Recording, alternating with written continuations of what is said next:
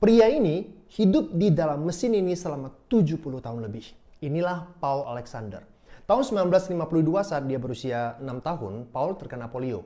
Penyakit mematikan yang melumpuhkan tubuhnya hingga dia nggak bisa bernafas sendiri. Nah, untuk bertahan hidup, dia bergantung pada mesin paru-paru raksasa yang memompa udara masuk dan keluar dari paru-parunya. Mirip seperti kita meniup dan menghembuskan balon.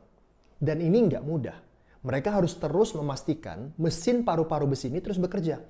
Saat mesin berhenti karena pemadaman listrik, Paul juga berhenti bernafas. Dan orang tua Paul harus memompa paru-parunya secara manual. Akhirnya, Paul belajar bernafas teknik khusus yang memungkinkan dia bernafas sendiri. Di saat itulah dia punya kesempatan untuk keluar sesaat dari mesin tersebut.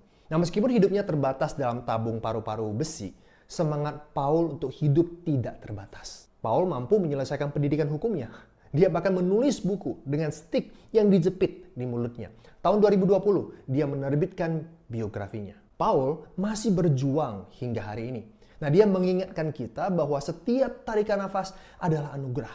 Dan semangat hidup bisa mengalahkan segala rintangan. Paul yang sekarang berumur 76 tahun, diakui oleh Guinness World Record sebagai orang yang menghabiskan waktu terlama hidup di paru-paru besi.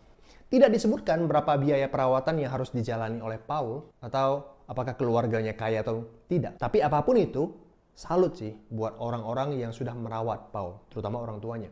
Pastilah dibutuhkan biaya yang besar, kesabaran, pikiran positif yang tinggi untuk menjalani semua itu. Nah, cerita Paul mengajari saya untuk tidak boleh menyia-nyiakan waktu yang ada. Gunakan dengan sebaik-baiknya, harus produktif, hidup harus sukses. Sehingga jika sesuatu terjadi pada diri kita atau anggota keluarga kita, kita mampu melewatinya dengan baik. We need this, my friend. Camkan itu.